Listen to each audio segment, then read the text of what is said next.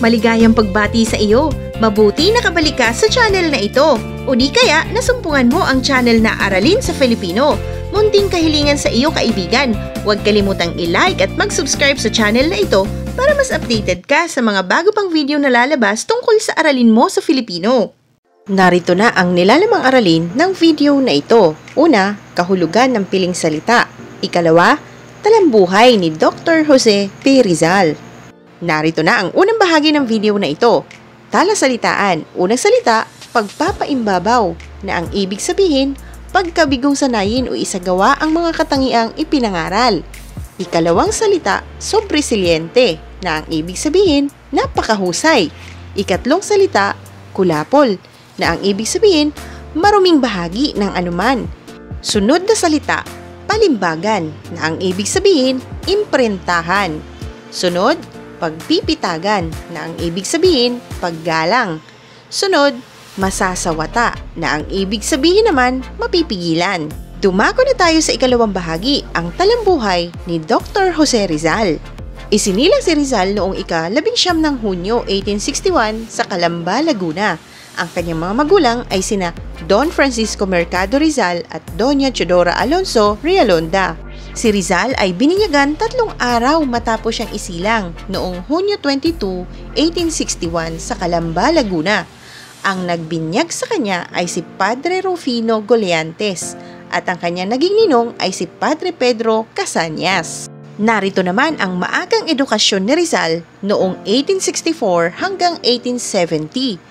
Ang kanyang naging unang guro ay si Doña Teodora na kanyang ina. Nagturo ng pagbasa at pagdadasal. Nagkaroon din siya ng pribadong tagaturo na sina Maestro Celestino, Maestro Lucas Padua at Leon Monroy. Upang dumami pa ang kanyang kaalaman ay pinag-aral siya sa Biñan, Laguna, na kung saan ang kanyang naging guro ay si Maestro Justiniano Aquino Cruz. Ang ating pambansang bayani ay nag-aral sa Ateneo Municipal noong Enero 20, 1872 hanggang Marso 23, 1877. Pumasok si Rizal sa Ateneo Municipal o Ateneo de Manila at nagtamo ng mga karangalan. Tumanggap siya ng katibayang Bachelier in Artes. Ang kanyang mga marka ay sobresiliente na ang ibig sabihin napakahusay. Si Rizal din ay nag-aral ng medisina sa Universidad de Santo Tomas noong 1877 hanggang 1882. Pagkatapos niya mag-aral sa Ateneo ay pumasok siya sa Universidad ng Santo Tomas at kumuha ng kursong Filosofiya e Letras noong 1877 hanggang 1878.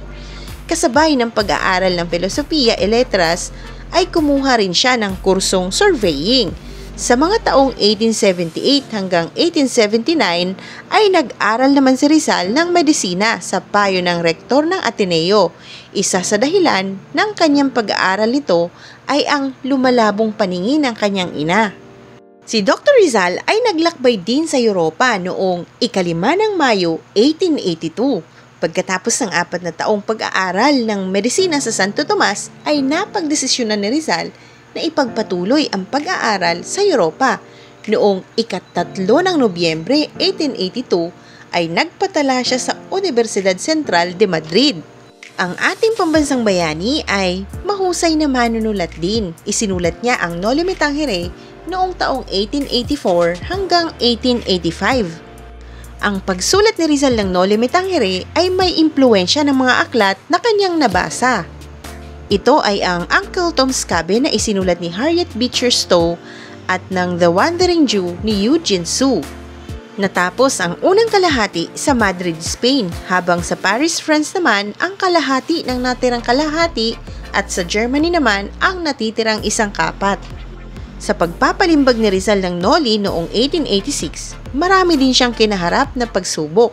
Sa panahon na pagsasapinal ni Rizal sa Noli ay nalagay siya sa matinding kagipitan kung kaya nawalan siya ng pag-asang maipalimbag pa ang kanyang nobela. Natapos ang Noli Me Tangere noong ika-21 ng Pebrero 1887, ang huling bahagi ng nobela sa Germany.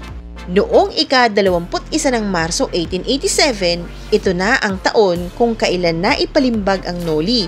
Ang kanyang kaibigang si Dr. Maximo Viola ang tumulong upang maipalimbag ang nobela sa pamamagitan ng pagpapahiram ng salapi sa halagang 300 pesos at naipalimbag ang 2,000 sipi.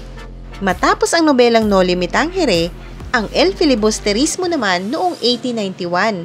Ang El Filibusterismo ay ang kasunod na nobela na naipalimbag sa Ghent, Belgium. Noong ika-26 ng Hunyo 1892, yun naman ang panahon nang bumalik siya sa Pilipinas sa ikalawang pagkakataon. Noong ika-3 ng Hulyo 1892, ito naman ang La Liga Filipina.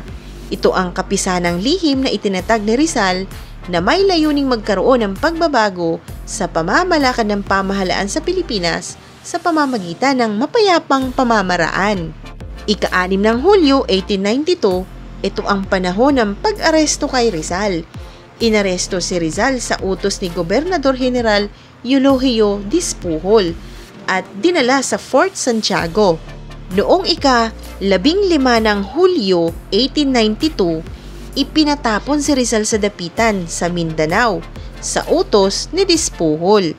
Noong ika-17 ng Hulyo 1892 hanggang ika-31 ng Hulyo 1896, dumating si Rizal sa dapitan sakay ng SS Cebu. Ang dapitan ay nasa hilagang kanluran ng Mindanao. Nagtayo siya ng paaralan sa lupang kanyang nabili. Sa dapitan, ginamit ni Rizal ang kanyang mga kaalaman at talento gaya ng panggagamot, pagtuklas ng mga bagong uri ng halaman, hayop at lamang dagat, pagsasaka, pag-aarkitektura, pagninegosyo at marami pang iba. Sa dapitan rin, nakilala niya si Josephine Bracken na isang Irish at nagkaroon sila ng anak subalit ito'y namatay. Si Dr. Rizal ay nagbolontaryo din bilang isang military doctor sa Cuba noong ika-31 ng Hulyo 1896. Masaya siya nang mabalitaan ang pagpayag ng pamahalaan ng kanyang pagbubulontaryo bilang isang doktor ng mga sundalong Kastila sa Cuba. Ngunit, noong 1896, ito na yung paghuli kay Dr. Rizal. Hindi na nakarating si Rizal sa Cuba matapos hulihin habang naglalayag ang barkong Isla de Panay patungong Barcelona. Ibinalik siya sa Manila. Lumipas ang ilang panahon, noong ika-30 ng Disyembre 1896, ito ang pagkamatay ni Dr. Rizal. Binaril si Rizal sa Bagong Bayan na ngayon ay Luneta sa oras na ika-7 ng umaga habang nakatalikod. Isang aralin na naman ang natapos natin. Maraming salamat muli sa iyong panunood sa channel na Aralin sa Filipino. Huwag kalimutang i-like at mag-subscribe. I-share na rin.